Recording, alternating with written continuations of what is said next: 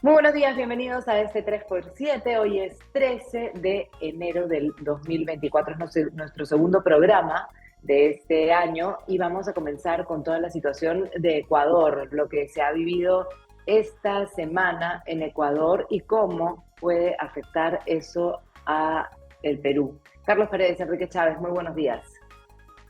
Hola Valerie, ¿cómo estás? Sin duda, la semana sangrienta de Ecuador, que no es nueva, dicho sea de paso, ¿no? Ya hemos visto que el año pasado hubo un magnicidio, se asesinó a un candidato presidencial que era periodista, nada menos, Fernando Villavicencio, y que esto trastocó las posiciones de los candidatos, perdió la candidata del correísmo y se erigió Daniel Noboa, este joven presidente de 36 años, además hijo de un magnate bananero que se había postulado varias veces a la presidencia, y en su país ofreció precisamente mano firme contra el crimen organizado que está absolutamente desbordado, solo para dar una idea de cuánto ha crecido la criminalidad en el vecino del norte. Hace pocos años, 5 años, digamos, antes de la pandemia, Ecuador era uno de los países menos violentos de Sudamérica. Tenía alrededor de 4.6 muertes violentas por cada 100.000 habitantes, que es como se mide cuán violento es un país o una ciudad, Ujú. según el Banco Mundial. Y hoy tiene 46, es decir, 1000% más, ¿no? El Perú Wow. está alrededor de 8.7, para darnos una idea, pero el 2011 teníamos 5.3, es decir, que también hemos subido exponencialmente, digamos casi el 80% en nuestros índices de criminalidad.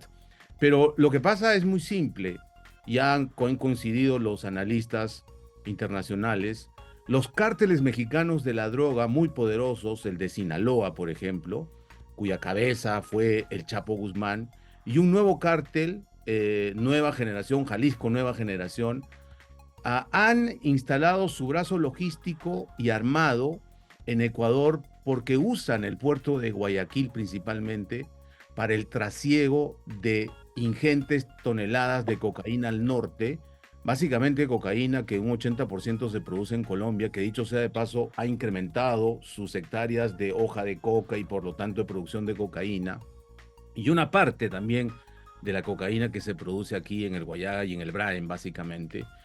Y entonces este Pero crimen entonces es un organizado, 20% de la droga peruana de la que se mueve en Ecuador. eh, Solamente, quiero decir, sí, porque producimos bastante también. sí, sí, lo que pasa es que la otra parte se está yendo con los cárteles albaneses y los mexicanos también que toman otras rutas usando puertos peruanos también, hay que decirlo, ¿no? Ujú, ujú. Eh, Y la frontera, ¿no? De Brasil y de Bolivia. y estos que originalmente se llamaban los mocheros y ahora se han escindido en los lobos y en los killers y muchos más, han tomado por asalto las penitenciarías, ¿no? Sobre todo las de Guayaquil, hay una del litoral, eh, y han corrompido a todos, a los agentes penitenciarios, a los policías, a los jueces, a los militares, y entonces quieren imponer su ley, ¿no es cierto? Y ante la reacción del presidente por la fuga de este alias Fito, de declarar estado de sitio y lo que en la legislación local ecuatoriana es conflicto armado interno, que no es otra cosa, es una guerra, ¿no? Donde los Ujú. militares salen a contraatacar y todo el que oponga es considerado un blanco militar. Es decir, se dispara y después se pregunta cómo se llama, ¿no? Esto ha generado una ola de violencia muy grande con varios muertos. El asalto al canal de televisión TC, sin precedentes en Ecuador, sin precedentes en la En el región, mundo. ha llamado la atención y creo que están en un punto de inflexión porque el presidente Noboa a un joven ha dicho que ya se acabó el tiempo en que el crimen organizado impone sus condiciones y a cualquier precio va a restablecer el orden, ¿no? Especialmente en algunas ciudades de la costa ecuatoriana todavía están en convulsión los militares en la calle y obviamente la gente muy asustada, ¿no? Claro, lo que estás contando, Carlos, tiene que ver con algo que pasa también en nuestro país. Sin embargo, no está, no se ha mostrado de manera explícita, ¿no? Existen estas economías ilegales, existen estas bandas criminales, existe esta delincuencia organizada, pero sin embargo, no han apretado el botón, evidentemente por fortuna, pero por otra parte no deberíamos sorprendernos si algo similar pasa, ¿no? Estamos no solamente en la región, sino también en un momento de descontrol en nuestro país y de muchísima corrupción, que también es lo que estás mencionando. Enrique, eh, tal vez podemos llevar esto a nuestro territorio, ¿no? ¿Cómo lo ves tú? Muchísima corrupción, como dices, que habría que empezar viendo qué cosa está pasando con el tema del armamento, ¿no? El contrabando de armamento, donde, bueno, ojo, en los últimos años además están haciendo gastos millonarios en defensa. No quiero vincular necesariamente una cosa con la otra, pero hay que darle una mirada un poquito más seria a lo que está pasando con los institutos armados, ¿no? Recordemos también el descontrol que se vivió durante la época de Castillo. Entonces ahí yo creo que hay un foco que debe preocupar.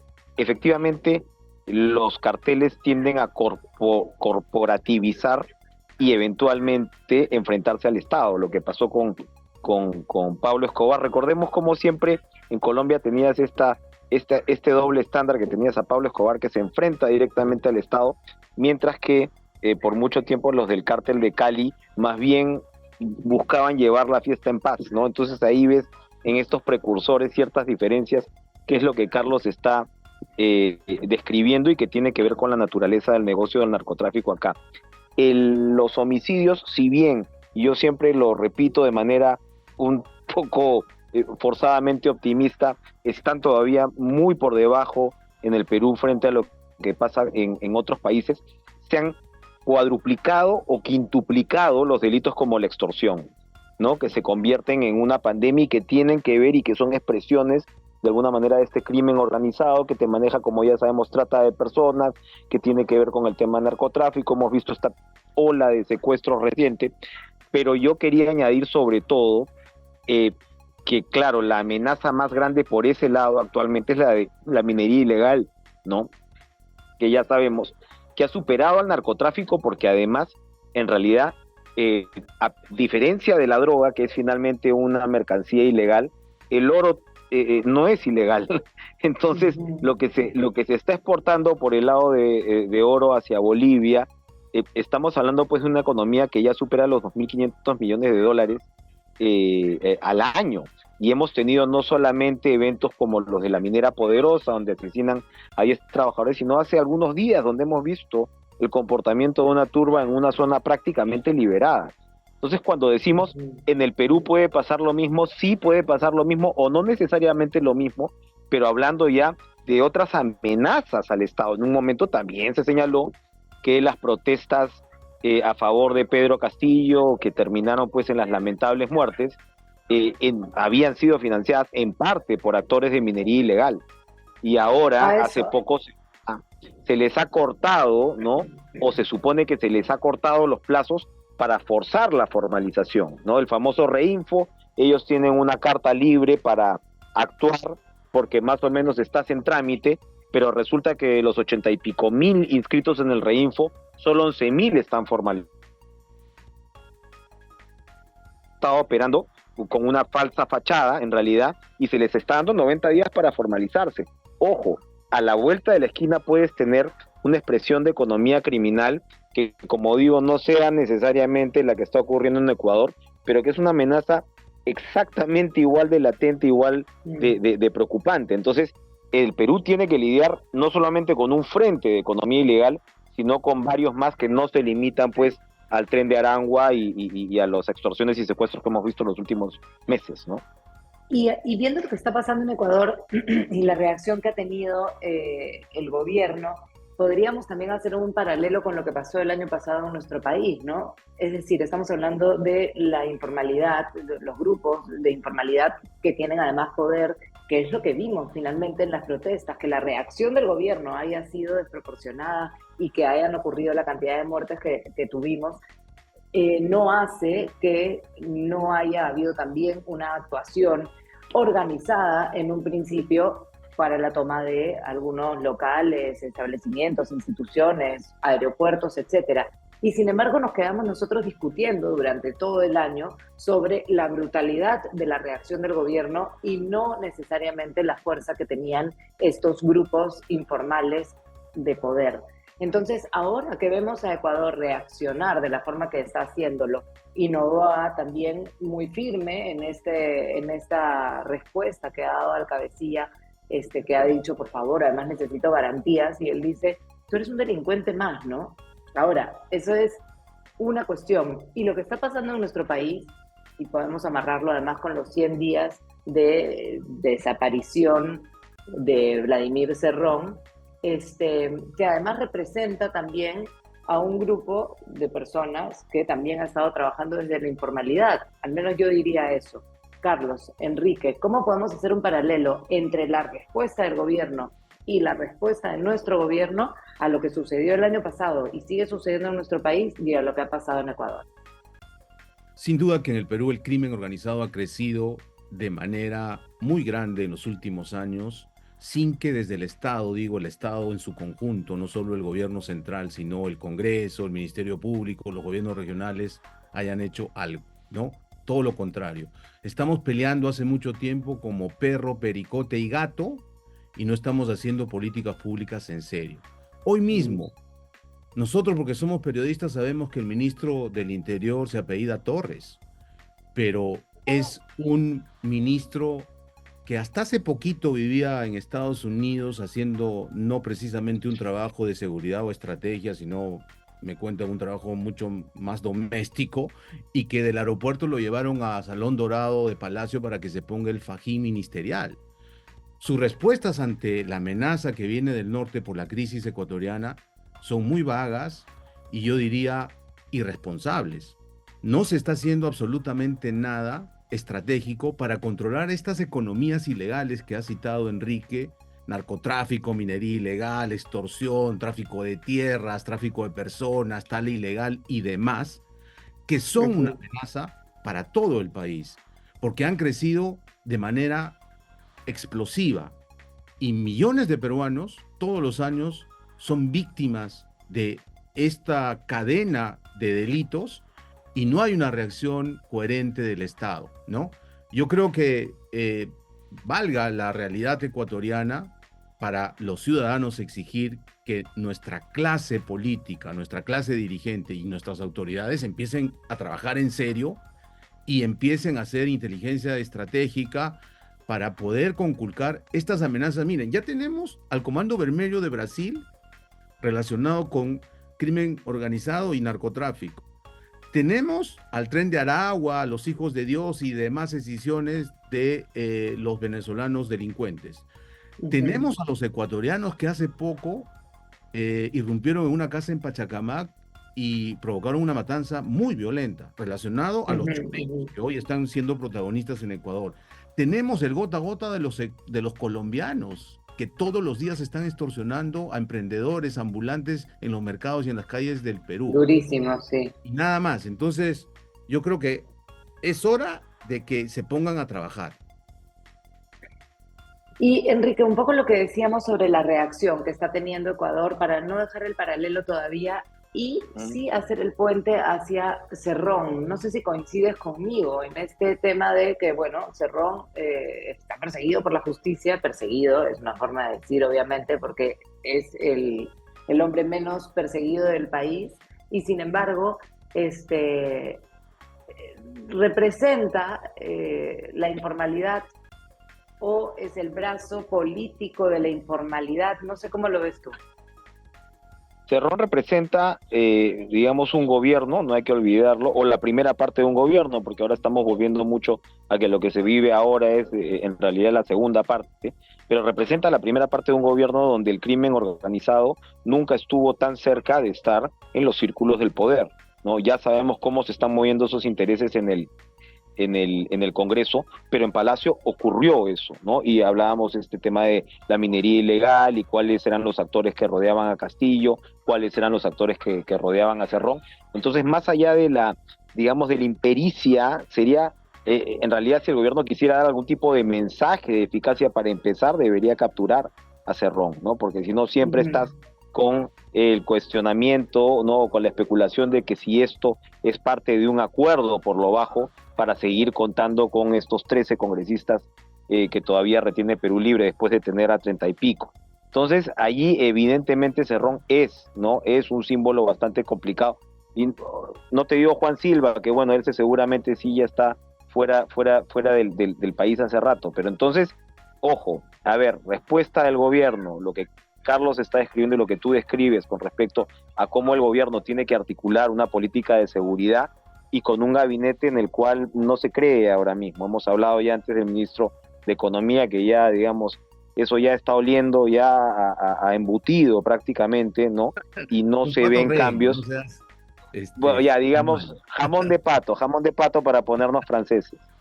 Y claro, se ha hablado de una visita de Walter Gutiérrez, actual embajador en España, los últimos días, donde habría conversado con la presidenta sobre la posibilidad de asumir la presidencia del Consejo de Ministros.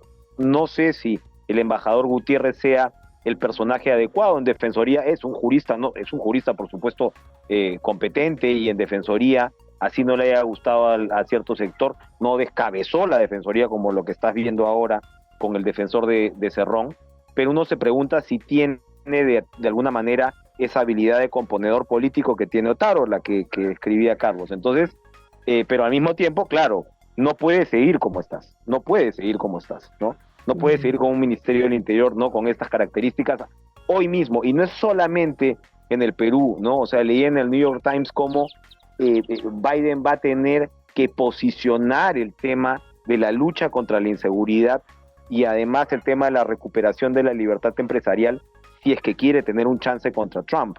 Nosotros podríamos cholificar o peruanizar ese mensaje en el sentido que claramente si no recuperas la seguridad ciudadana como la cabeza de lanza de la agenda y por supuesto la recuperación económica con lo que significa la promoción de la inversión, etcétera, etcétera, no vamos, o mejor dicho, más que salir, vamos a empeorar muchísimo, y es una encrucijada realmente la que estamos viviendo en este 2024.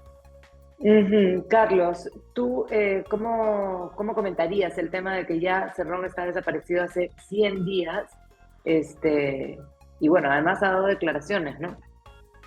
Yo creo que se está burlando permanentemente del sistema de administración de justicia y del país en general, ¿no? Porque compulsivamente pone post en su cuenta de X, postea videos en TikTok, da entrevistas periodísticas como la que ha publicado ayer el diario Correo desde la clandestinidad, y Orondo dice que él no se va a presentar porque él considera que es una injusticia su condena y además la detención preventiva que ha logrado el fiscal Richard Rojas en otro proceso mucho más serio donde está con su madre y con Valdemar Cerrón por lavado de activos, recordemos, en la campaña.